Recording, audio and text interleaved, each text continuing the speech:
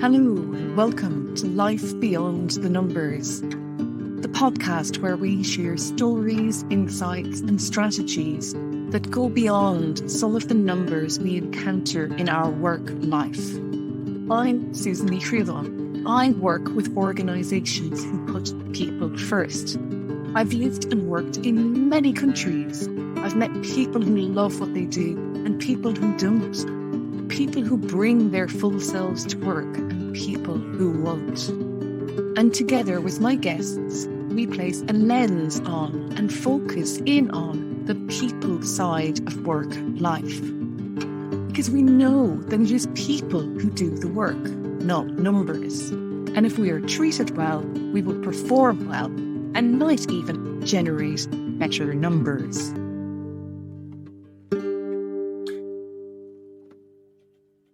Well, today I am delighted to welcome Julian Roy to Life Beyond the Numbers. Julian, you're so welcome.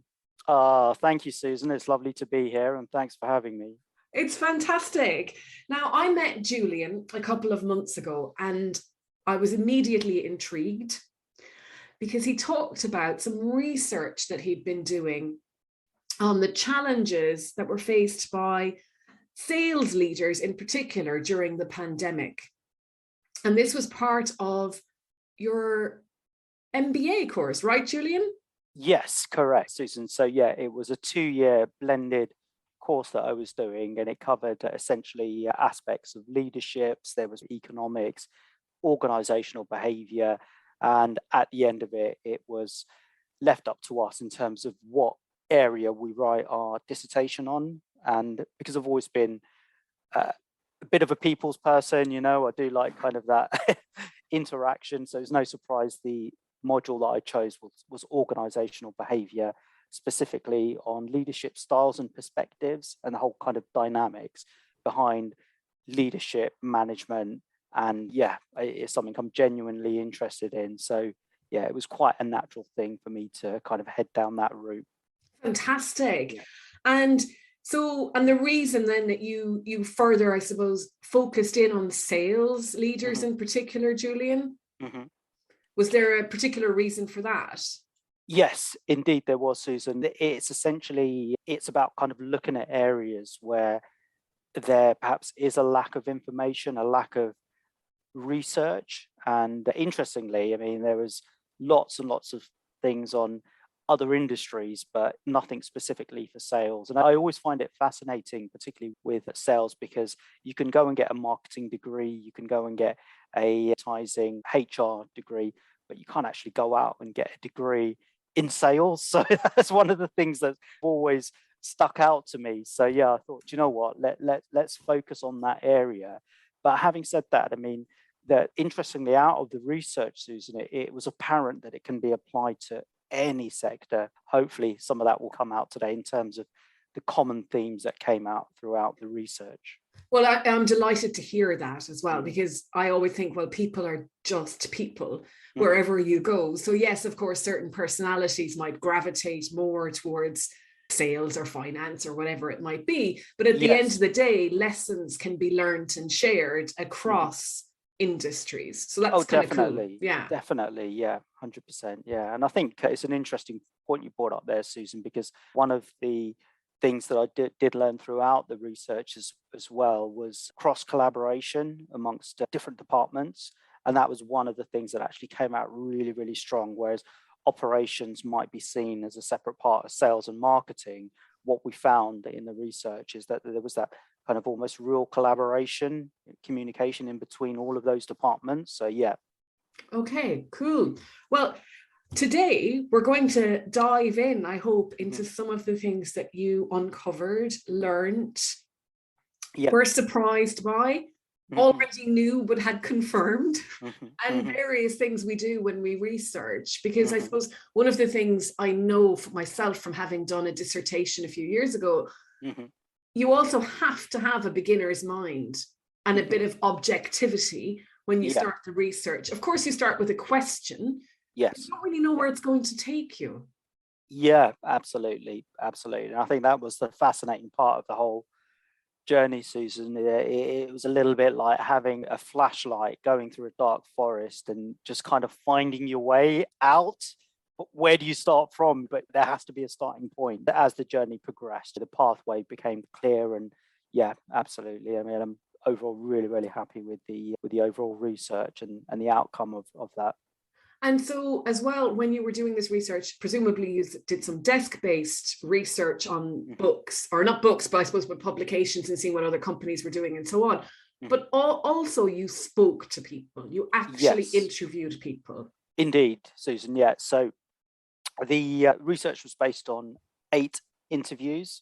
So all of those had to be transcribed, which I wouldn't want to do again. You imagine kind of an hour and a half interview and you've got to transcribe every single word of those. But luckily I found some software to do that in terms of actually finding themes. But yeah, absolutely fascinating. It was from that we're able to extract certain themes. There were certain things that repeating themselves over and over. And I think that's kind of what I really based it on, was that, what is a common thread running through everything. So what was a common thread running through everything? Do you know what? I can probably summarize it in one word, Susan. Empathy. Yeah. Really? Empathy. Yeah, absolutely.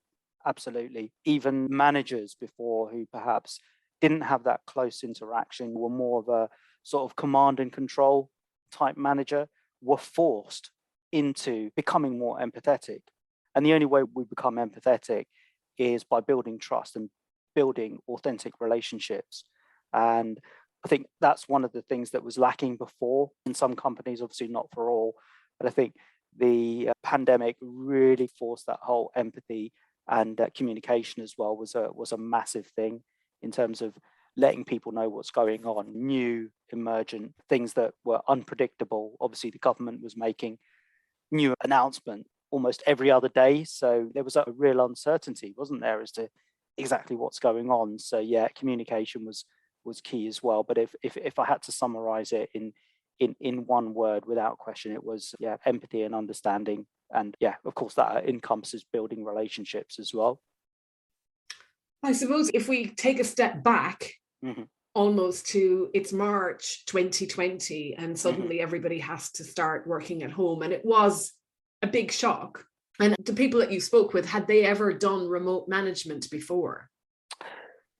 Some of them had. I mean, not everybody, but I think interestingly with sales teams, it was perceived that they can't work from home, because they kind of need the buzz of the office. They've got by nature, I think there's a little bit of a stereotype about salespeople. They like to have a lot of fun. There's quite a lot of banter. And I've been in situations as well when I've been managed and when I've been a manager. Generally speaking, they don't like people working from home because they think they're just going to mess around. They're not going to get anything done. But I think an interesting thing that came out of the research was that, interestingly, people actually worked more. They did longer hours. They put more commitment into it. And I think the argument behind that was, and again, this was a really interesting thing that came out of the research, is yes, there was a sense of camaraderie and everybody is pitching in and everybody is doing roles probably that they wouldn't normally do. For example, I mean, I was managing at the time, but because of the situation, I myself got on the phone and became a salesperson as well. You did what you had to do to keep the business afloat. So everybody was working a lot longer hours. But what it transpired from the research as well, a lot of those people were doing that extra hours through fear, because at this time we didn't even know what the word furlough was. I mean, did you know? Never heard it before. Never heard of it. Never heard of furlough. But then obviously this new word was floating around, furlough. A lot of insecurity at the time, wasn't there, Susan? Hell of a lot of insecurity. I mean, everybody was fearing for their jobs, for their future, obviously people with family to support. So yeah, interestingly, a lot of the research was pointing towards fear, that extra work was going on so that they can secure their jobs, they can be perceived that they're doing that extra work, they're worth keeping. Yeah. So tied around self-worth as well, Julian, because there's an element of if you were secure in the job and the business is still doing okay, well, then I should be fine if I keep working the way I've always worked. But I guess people have more involved in the fear it brings up in other insecurities. It does, absolutely. And I think it goes back to a lot of, a selling principle in terms of people either buy out of fear or greed. And I think, it could be the whole fear factor when it came to that. Yeah, absolutely. It can be related to that. Wow. So I hadn't heard that. People buy either out of fear or out of greed. Yeah, it's an interesting one. And it boils down to, with sales, it relates to a principle of we tend to buy from emotion, but then the logic kicks in after. And I think the way to look at that is we want to get that holiday, we want to get the car or the handbag, the shoes, whatever it is. We had a budget, but bang goes the budget. We bought it anyway. And we've looked at our bank statement later and thought, I think I've gone over budget. So it's always going to be that emotion. And then the logic tends to kick in after. Yeah, the buyer's remorse. The buyer's remorse, exactly. Exactly, yeah. Yeah. So maybe if we take some of the questions that you posed in the research and talk around some of the findings, would that be, that would be good, because emotion is something I picked up a couple of times actually in the questions you posed. Yes. And one of them was like, how did you manage your own emotions and well-being? So like if you're talking about leaders here, so they obviously had people they were managing, but they were also reporting into somebody else. So they're probably in the middle, being quite squeezed above and below. And I'd say probably feeling immense responsibility. I think it's a really good way of looking at it, actually, because it was almost like they were compressed, and that was a lot of the discussion came about. But a really interesting thing that came out, Susan, in terms of that question was that, I never really gave it much thought, until you've actually asked me. And I think that was one of the things that people were just running on adrenaline, were running on, there's such uncertainty what's going on, but they were taking care of their staff. There was a lot of calls going in. There was probably more calls than most. There was a lot of social activities online. They would do quizzes. Just I don't think nobody ever did so many quizzes in their life. We're all kind of general knowledge experts, I think, after COVID. But so managers were making that extra effort, for example, to have those social interactions, to do the check-in calls, to have the Friday drinks online, all that great stuff, which all the companies were doing. But it was interesting, particularly for middle management and senior management. Nobody was really looking out for them, because obviously that was a case of they just had to crack on. So it was an interesting question. And a lot of it was came a bit of a shock. I didn't really think about it. So, it was a good question for reflection, I think. And so when exactly did you do these interviews as well, Julian? How long into the pandemic, or, what time of the year was it when you questioned people?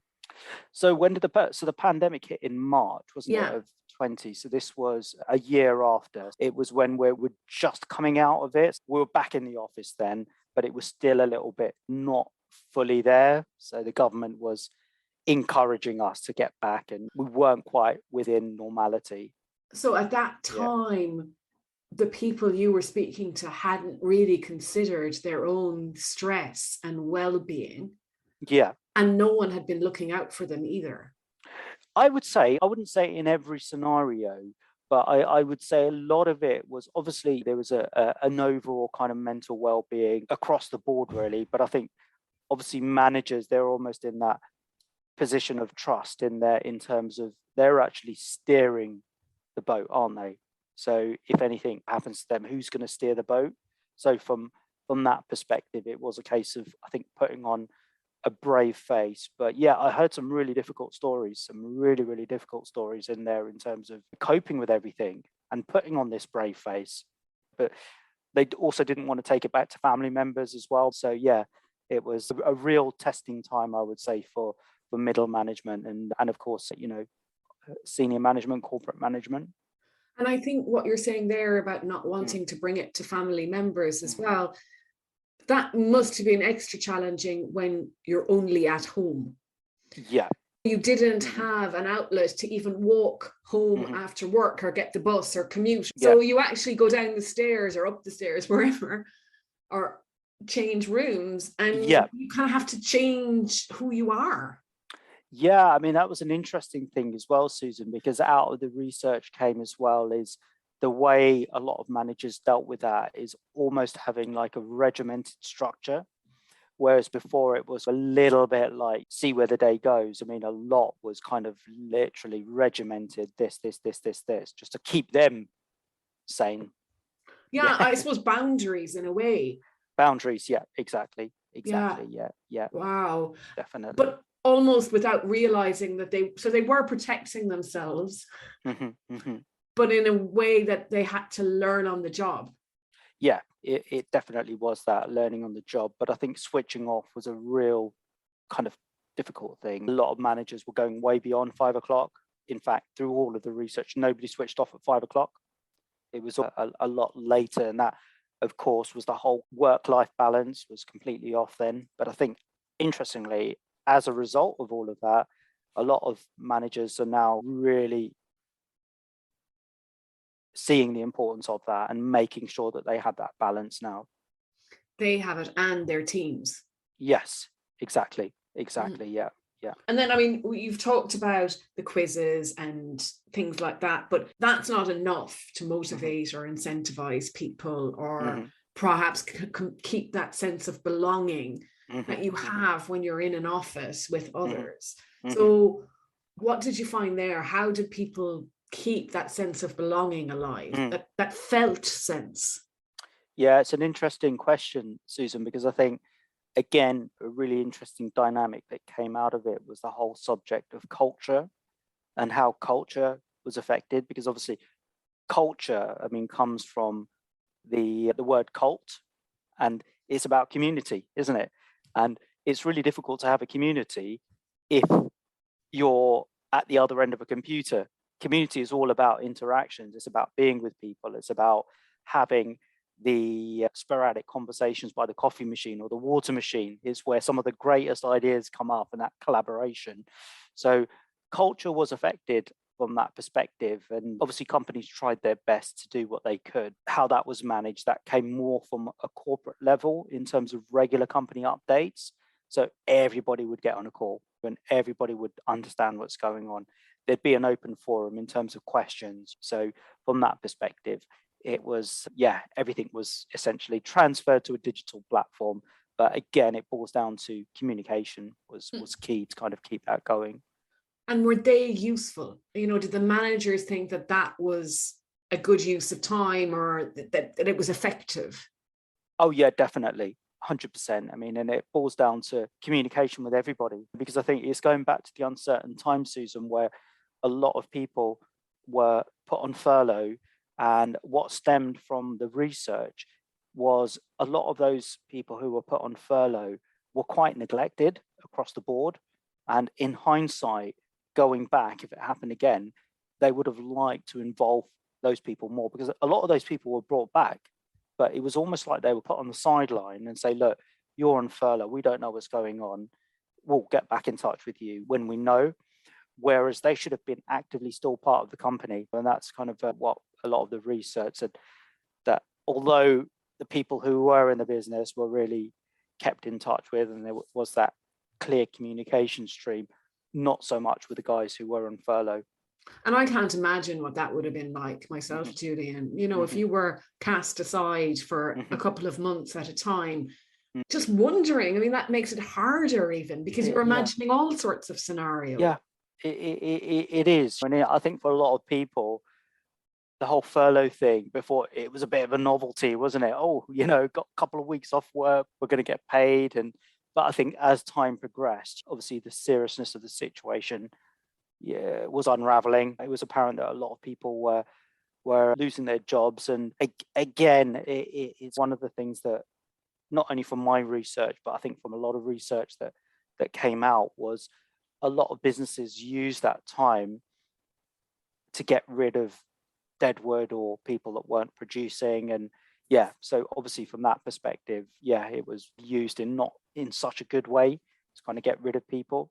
And I'll tell you, we see the impact of that now in the travel industry, certainly. I don't know if you've traveled anywhere recently, Julian, but I was on a flight from Glasgow to Birmingham. Yeah. Took off 45 minutes late because of staff shortages. But then when we landed in Birmingham, we landed at 9:15 at night, and we got off the plane at 11:05. Because there was nobody to escort us off the plane. Nightmare. And I think it's because they let staff go, and like you're just saying, they kind of thought they could do without them or whatever. But what was really interesting as well was the pilot came out and addressed us from the front of the plane, like stood at the front of the plane and said, morale is really low in this airport. There are staff shortages. Everybody's having to do a bit extra work. The police are being called because there are unruly passengers. That's damaging morale even more. And there was something really powerful about connecting with our humanity as passengers, because we kind of forgot, oh God, I'm going to miss my train, or my parking's going to be extra, whatever, and thought about actually, these are real people who are keeping us safe. Yeah.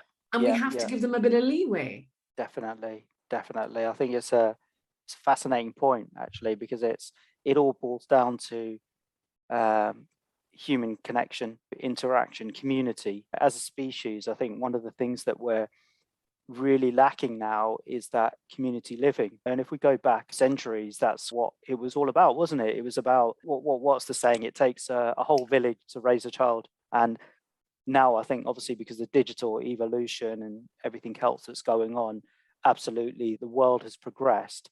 But I think we're living in a society now where it's a demand. We want it now, this second. And if something doesn't go right, we don't accept it. And I think this is one of the consequences of obviously the progression of humanity. Yeah, that's a very interesting tension to hold. And if you're at the wrong end of that, then you're getting shouted at, and we don't see each other as people. Yes, absolutely. I think it's interesting you use the example of that holiday, for example. So again, research shows that if we ask a question and we ask the reason why we're asking it, we're much more likely to get a response. Whereas if we just ask somebody a question, it could be why are you asking me that question? I think that the fact that the pilot did take the time out and made that human connection, it was okay, now this makes sense. So yeah, really interesting. It is, isn't it? And I think a lot of us shy away from that situation where we think it might be difficult for us to announce something like that, and we'll get, I don't know, tomatoes thrown at us or something. Yeah. When actually it really just calms down the collective nervous system of the passengers and makes a difference. It does. It's all about those connections, isn't it? It's all about it's people not knowing that causes frustration. So as long as people know, then that almost kind of takes that frustration away. And even that, because that's a really interesting point, actually, and we'll move on from the pilot in a minute, but he did come on to us a couple of times saying, I don't have an update for you. I'm really sorry. I don't know what's going on. Yeah. And even hearing that, you're like, okay, he doesn't know, so it's okay if I don't know. Yeah. Really interesting point, because again, that reflects a lot of the research which was done as well. And whereas it started off with, I know everything, I think towards in the midst of the pandemic, it was okay to say, look, I don't know, I'm struggling, I don't know the answers, and we weren't expected to know all the answers. Which no one does. Like, there is not a person out there that knows everything about everything. Yeah, absolutely, Susan. I think one of the really interesting things that came out, and which we kind of already covered, is how vulnerable we are as human beings. We all like to put on a brave face, a strong kind of Superman, Superwoman, but we're so vulnerable. All of us as human beings are very, very fragile. Do you think we recognize that, Julian? I think we did. Yeah, I think the conversations, I experienced it. Myself suffered really Mr. Positive, be positive. Obviously went through that journey of a little bit of despair at some time. And I was questioning myself in terms of, look, this isn't me. But again, it helped for me to learn about myself as well, that it's okay to be vulnerable. It's okay to be scared. It's okay because it's who we are as human beings, isn't it? It's human. It's human. Yeah, exactly. Yeah. Yeah. That's interesting. And do you think that was something new for you to discover? Yeah, it was definitely. I think I myself discovered a completely new part to myself. I mean, I was lucky enough to have a really supportive wife, and otherwise I don't know how I would have got through it, in all honesty. And I think it's one of the interesting things, Susan, that came out of the whole pandemic in terms of what are the things that are important to us. Is it having the big house, the car, the high-flying job? No. What did it all boil down to? Relationships, family, friends, particularly when we couldn't see anybody. The things that we took for granted, obviously, that's what brought it to the forefront. And then we started to understand what is most important to us. Yeah, what matters most. What matters most. Yeah. And interestingly, in the capacity as a sales trainer, one of the questions I ask a lot of the people I train is, what drives you? What motivates you? Quite often you get, it's money, it's commission. But interestingly, when you delve down what they want to do with the money, it always boils down to loved ones. It always does. But I think it's almost a default button. Why are you doing it? Oh, I want to earn the money. I want to be rich. But then if you delve deeper, there's always a deeper fundamental reason as to what is driving us, what's motivating us. And is that a surprise for people when you delved deeper? Yes, it is. Absolutely. It's a massive surprise. It really is a massive surprise for people because they think, oh yeah, I've never thought about it from that perspective. Yeah.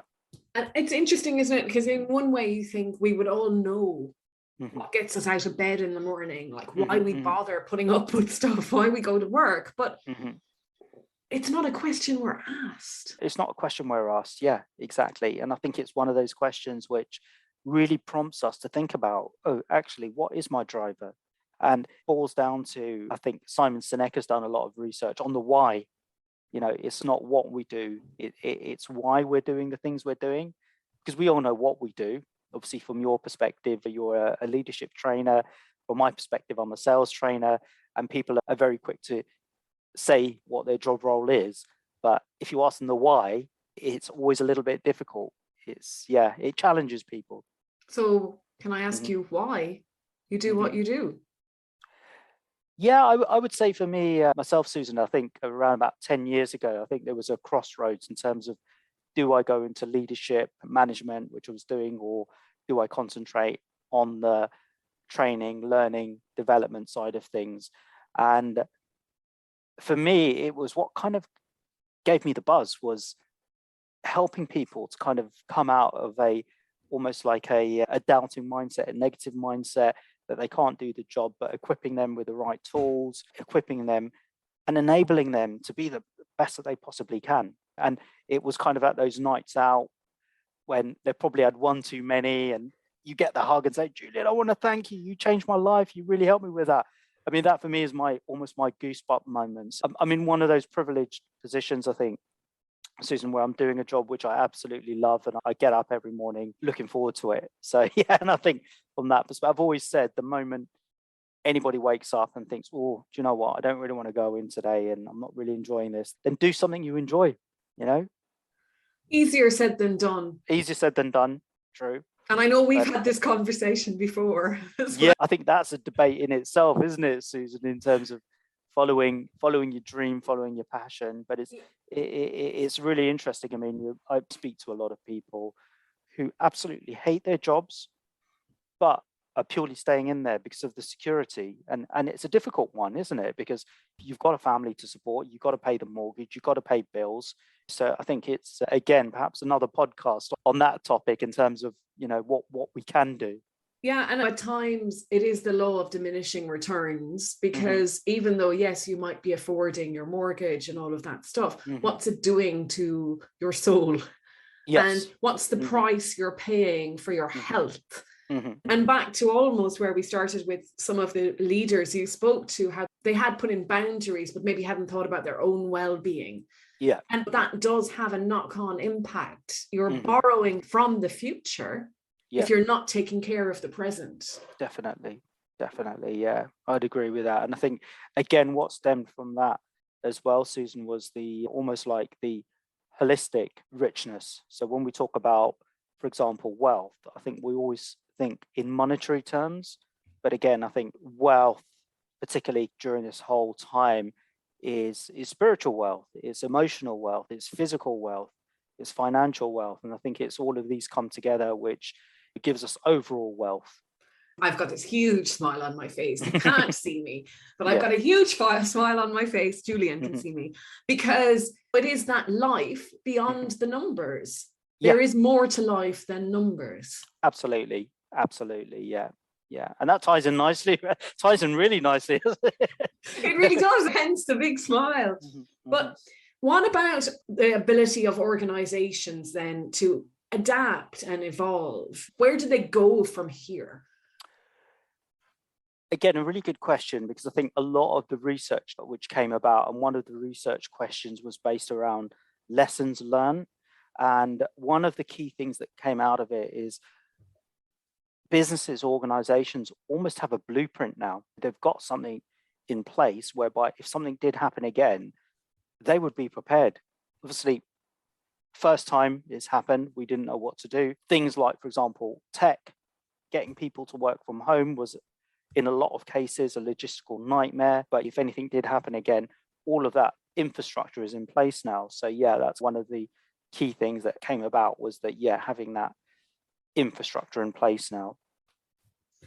I suppose the big question, you look at Elon Musk, who ordered everybody back into the office, otherwise they're not really working. There's others who are like never having an office again, because everybody can work from wherever they want, wherever they want, whenever they want. These are extremes. Is there a happy medium to be found? Is it going to take time? What's the future look like, Julian? The happy medium is definitely the hybrid model. It's kind of 2-3 days at home, 2 in the office. And I think a lot of companies, of course, are giving their people that flexibility. But I think it's a personal choice, really. So for myself personally, I prefer being in the office. I like that interaction. I think particularly as a sales trainer, because you can see people in the white of the eyes, you can read their emotions, their feelings. It becomes a little bit more difficult when you've got a group of 20 on Teams or Zoom to kind of manage that whole process. But in answer to your question, I think the work from home model, that hybrid model, is here to stay.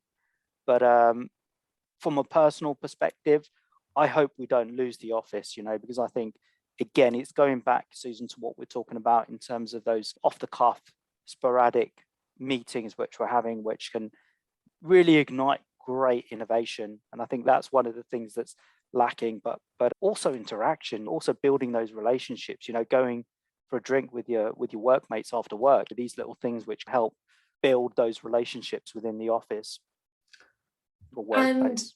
I completely agree with all of that. And some of it is probably my own bias from having grown up in the office environment. But I wonder if you're brand new to work and you started your first employment during the pandemic and never had an office environment, would you feel differently? It's a really interesting question, actually. And I think, again, the whole subject can be done on this, because I don't think there's been much research done on that. So it's a really good point. But again, from personal experience, working with people who are in that situation, you're right, Susan, they don't know any different. They've never really had that. They've come straight out of school, college, whatever it is, and it's their first job, and they're sat at home behind a computer. Obviously, there's the Teams meetings, all of that is going on. But I think there's a real lacking of that.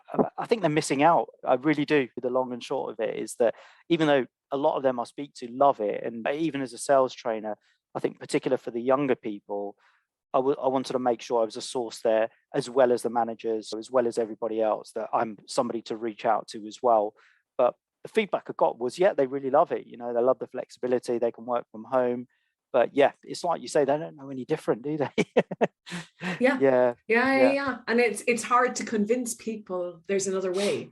Yeah, exactly. Because when we were probably growing up, Susan, there was smoking everywhere, in bars, pubs, airports, but obviously the generation now is that world is completely alien, isn't it? Yeah, but also we didn't have phones or smartphones or computers, Yes, absolutely. So we've also been a real, I think the X generation, which is our generation, is often the one that's forgotten about, I think. Yet I think we're the one that straddles all of these worlds really, really well, because we kind of can do any of it. We're quite adaptable. That's what I believe. Definitely, yeah. So I suppose I'd love to know, was there something that blew your mind a little bit, or something that really puzzled you and think you need to do more research on, or both?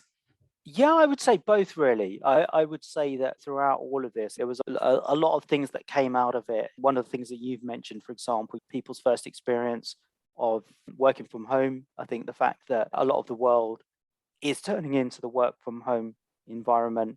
And I think the research is the implications of that, the long-term implications of that in terms of society as a whole, because it's going back to what I was saying about community living. And part of that is the whole cultural aspect of being in the work environment. So I think that would probably be the next thing for me, is in terms of cultural dynamics and how that has been implicated by the whole pandemic and the dynamics which are going to come out of that, because that essentially is going to shape the future, isn't it, really? Absolutely. Absolutely. And as you're talking there, I'm thinking about mistakes. When we make mistakes, if we're on our own, in our own home, are we more or less likely to own up to them? And how do you create psychological safety and the ability to own up to that mistake if you're not in a room with people? Yeah, fascinating topic. I think the whole thing, again, psychological safety, you could write a whole paper on that alone. And I think that was one of the most important things, which relates to what we're talking about, empathy. I think there's a really, really close synergy between the all-encompassing empathy and communication, but how that ties in with the whole psychological safety, they're almost like intertwined. Absolutely. And so with people that you spoke with and did the research with, did they change as individuals? Did they see their roles differently? Because you talked about empathy being the thing coming out over and over again. And I wonder, was it mainly men or women that you spoke with? And was empathy something they were aware of or used? The cross-section, it was fairly mixed. I would say across the board, people had to force empathy because by nature, even though obviously everybody is human, they're caring people, I think empathy is one of these things where, for example, you ask somebody to define empathy, it's really difficult to define because it's just one of those words, isn't it? So for them to kind of be in a position where they're looking after really vulnerable people, and it's almost like a position of trust and responsibility, is that, they had to change their behavior. A lot of them had to almost force themselves to change management style because the whole command and control thing didn't really work. And the what's the word, laissez-faire, for example, again, managers would probably get away with that during a normal world, but obviously in a pandemic it was really difficult to get away with that sort of management. And will they revert to type? Will they go back to who they were before, or will they change and now be who they are now? If that makes sense. Yeah, I think so. Because of the learning experience, Susan, it's really difficult to go back to who you are, because I think we've all changed as human beings, and I think we've all evolved, hopefully for the better. The whole pandemic, it brought the worst and the best out of people. We saw people fighting over toilet roll and bread in the supermarkets, the whole ugly face of the pandemic. But then we saw the amazing side in terms of people helping each other, going and knocking on doors of old, vulnerable people, doing the shopping, volunteering, doing everything that they could to do their bit. So I would like to think that for most of us, it brought out the best in us. But like with everything, certain situations will bring the best and the worst out of people. Absolutely. And it was also a very uncertain time. And it's back to what we talked about at the beginning as well, fears and insecurities. And they're often what bring out the worst in us anyway, because we're just trying to survive. It's survival mode, correct. Exactly, yeah. Anyway, Julian, that has been, first of all, the time disappeared. Oh my God, are we there already? We're coming to the end of our conversation, I think. But is there anything else that you would like to highlight from the research that you think the listeners might find interesting? Yeah, I would say that what encompasses everything, and then this is something again which Simon Sinek said about management and leadership. Management and leadership is not about looking after the numbers. Leadership is about looking after the people who are responsible for the numbers. And this is the one thing which encompasses a lot of the research. Look after your people and they will look after the numbers and everything else. And I think that's what encompasses the whole research in terms of the leadership, is that caring attitude. That's lovely. Thank you. That's really, really lovely. And one of the things that one of my previous guests said, which stayed with me, is numbers don't make decisions. People do. People do. Absolutely. Yeah. And I think you can extend that in so many ways. You know, numbers don't motivate. And it goes back to life beyond numbers. There we go. What a great way to think. Absolutely. No, it's so true. And it's so easy. The default is measure, manage. Yeah. But actually a lot of these qualities that you're talking about, if they're done better, the happier people are, the better the numbers will be. Definitely. 100% agree with that. Cool. Julian, thank you so much for taking time to come and share the findings of your research with us, and also a bit more about you and what drives you. And if anyone would like to connect with you, what's the best way of doing that? Yeah, please do. I'm on LinkedIn. So if you search Julian Roy, the company is a Prosperity Pathway. So yeah, please do connect. And I'd be more than happy to help out anyone who's looking for any advice or any sort of help at all. Always there. Brilliant. And an MBA, would you recommend it? I would indeed. It was 2 years of blood, sweat and tears. Again, there was times where I was questioning my own ability, because I'm not really from an academic background, even though I did my GCSEs, I did the BTEC. Again, I think it boils down to my wife seeing something in me and saying, yeah, you can do this actually. But through that journey of doing that, I think the whole thing about academia is it's about sitting down, doing the research, knowing the models and applying those models in the real world. And the best thing about it is those models are continuously changing. So if you can take even the basic models, because I know one of the things that you spoke about was the change model. What was it called? The change curve. Yeah, the change curve. But again, the change curve is continuously adapting because society is moving. So having those models and applying it to the real world and adapting them accordingly, I think that was, the fundamental thing for me, because we're living in such a fast-paced environment, aren't we? And that's a nice point as well sometimes, isn't it? Is the way we act and behave, the models are based on that anyway. But sometimes we don't realize that there is a framework or a model that almost backs up the way we behave. 100%, Susan. And when you speak to a lot of people, they're probably doing that anyway, but then you can apply that model to them and say, oh, I didn't actually realize that that's a model, or that's a theory, or that's a strategy, whatever it is. Yeah, and that gives you a bit more self-belief in your job. Yeah, it does. 100%. Yeah. It's a little bit like tools, isn't it? I mean, if a mechanic wants to fix a car, he's going to need the tools to do that. And in our job, even though our tools may not be tangible in terms of a hammer or whatever it may be, there are other tools that we can use. Absolutely. Yeah, I'm just imagining banging somebody over the head with a spreadsheet, but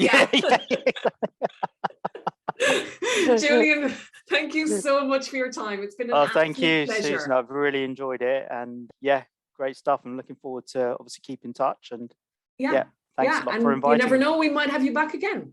I'd love to. I know you would. I can see it. Thank you. Brilliant. All right, Susan, you take care then. Bye. Cheers. Take care. Thank you for listening today. And if you enjoyed this episode, please share it with someone you know who would enjoy it too. I believe we are all entitled to enjoy our work, and the future of work life will be changed by those who put people first and create more fulfilling work lives for themselves, their colleagues, their teams and organisations. If you have any suggestions for topics you'd like to have covered, guests you'd like to hear from, or questions for me, please drop a line to susan@beyond-thenumbers.com. And finally, please consider leaving a review.